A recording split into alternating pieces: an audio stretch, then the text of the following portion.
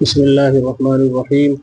یہ سورۃ الاحزاب 22ویں پارے کی آیت نمبر 53 ہے سامنے۔ اس کے کچھ حصے کے تعلق سے گفتگو کی جائے گی۔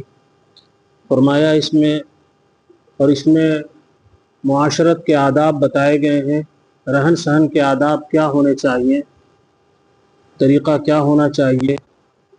اس آیت کا شان نزول یہ ہے کہ رسول پاک صلی اللہ تعالیٰ علیہ وآلہ وسلم نے حضرت زینب سے نکاح فرمایا اور ولیمے کے لیے کچھ لوگوں کو مدعو کیا۔ اس وقت کی آیت نازل ہوئی کہ لوگ قبل از وقت آ گئے اور بیٹھ کر کے انتظار کرنے لگے کھانا پکنے کا، اور پھر کھانا کھانے کے بعد دیر تک بیٹھے رہے، جانے میں تاخیر کی۔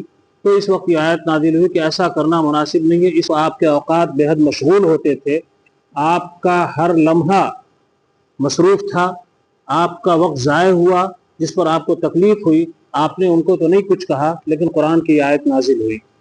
یہ بات رسول پاک صلی اللہ تعالیٰ علیہ وآلہ وسلم کے ساتھ خاص طور پر نازل ہوئی، لیکن اس کے اندر عمومیت ہے، یعنی عام لوگوں کے لیے بھی یہ حکم ہو گیا ہمیشہ کے لیے کہ آداب کیا ہونے چاہیے، رہن سہن کے آداب میں کیا بات داخل ہے کہ اگر آپ کو کہیں دعوت پہ بلایا جائے تو جائیں، لیکن جانے کا ایسا انداز ہونا چاہیے کہ بہت قبل از وقت نہ آدمی پہنچ جائے، یا جا کر کے بہت دیر تک نہ رہے۔ لیکن یہ بات اس وقت کے لیے تھی جب کہ محدود پیمانے پہ ساری چیزیں ہوا کرتی تھیں، اور آج کا ہمارا جو نظام ہے، جو دعوتیں ہوتی ہیں، اس میں یہ چیز نہیں لاگو ہوگی، بلکہ دعوت دینے والا خود اس کا انتظام کرتا ہے کہ دیر تک لوگ رہتے ہیں، پہلے آتے ہیں، دیر میں جاتے ہیں، کھانے پینے کا انتظام ہوتا ہے۔ لیکن یہ بات مختصراً سمجھی جائے تو ایسے سمجھا جا سکتا ہے کہ اگر کسی کو، یعنی جو میزبان ہے، جو دعوت دینے والا، اس کو اگر کوئی بات تکلیف دہ ہو رہی ہے تو اس کے خلاف نہ کیا جائے، یعنی اس کو تکلیف میں نہ ڈالا جائے، اور سہولت سے اگر کوئی دعوت دے رہا ہے، بلا رہا ہے، بٹھا رہا ہے، انتظام کر رہا ہے تو کوئی حرج نہیں، یہ اس وقت کے لیے۔ لیکن عمومیت اس کے اندر یہ ہے کہ آداب اس کے یہ ہیں، آسان لفظوں میں کہا جائے تو یہ کہا جا سکتا ہے کسی کے اوپر جا کر کے بوجھ نہ بن جائیے۔ تو یہاں پر یہ کہا گیا کہ نبی پاک صلی اللہ علیہ وسلم گھروں میں نہ جایا کرو جب تک کہ اجازت نہ مل جائے، جب تک کہ تمہیں نہ بلایا جائے۔ تو یہ معاشرت کے سلسلے میں یہ آیت ہے جس میں یہ ادب بتایا گیا۔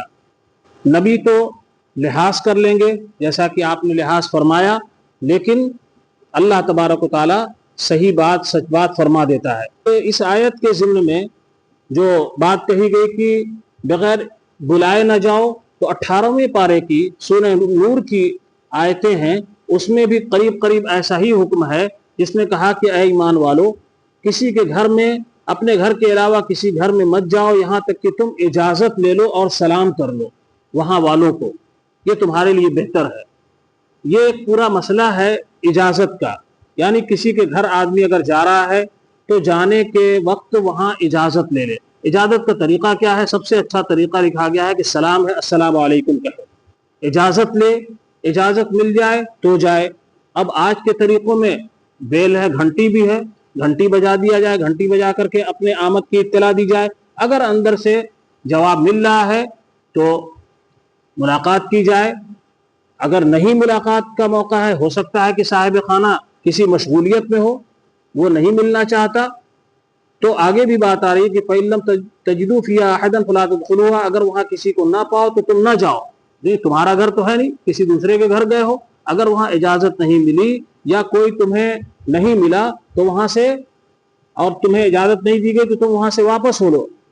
یہ جو جملہ ہے وَإِن قِيلَ لَكُمُ ارْجِعُوا فَارْجِعُوا، اگر تمہیں کہا جائے کہ آپ چلے جائیے تو واپس لوٹ آؤ، یہ تمہارے لیے بہتر ہے۔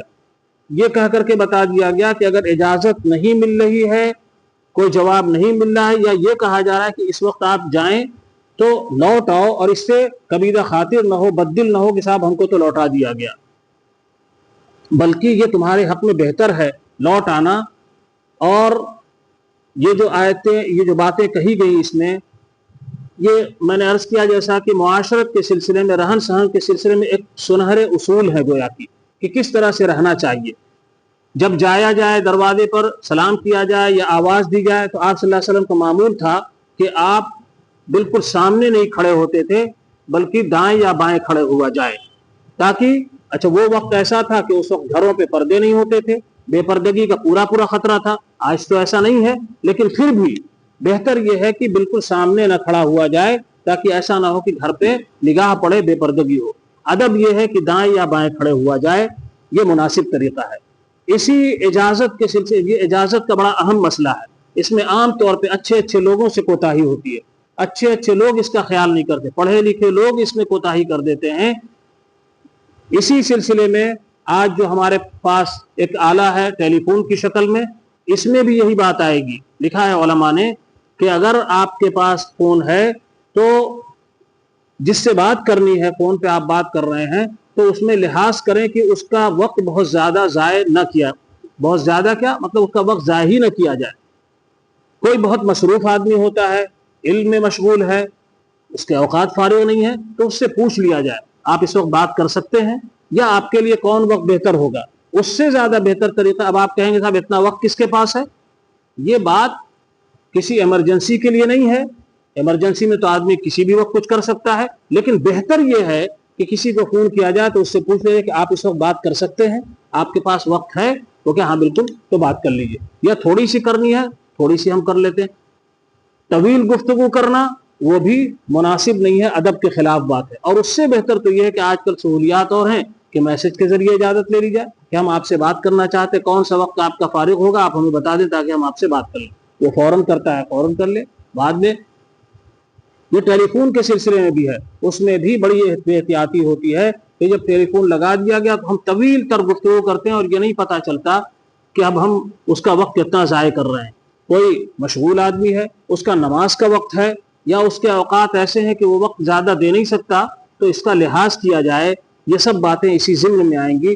اللہ تبارک و تعالی ہمیں جو معاشرت کے آداب ہیں ان آداب کو سمجھنے کی توفیق عطا فرمائے، اور ہمارے کسی عمل سے کسی کی تکلیف نہ ہو، کسی کی دلاداری نہ ہو، اس کا وقت ضائع نہ ہو. اس سے بھی اللہ تبارک و تعالی ہم سب کی حفاظت فرمائے. وآخر دعوانا الحمدللہ رب العالمین.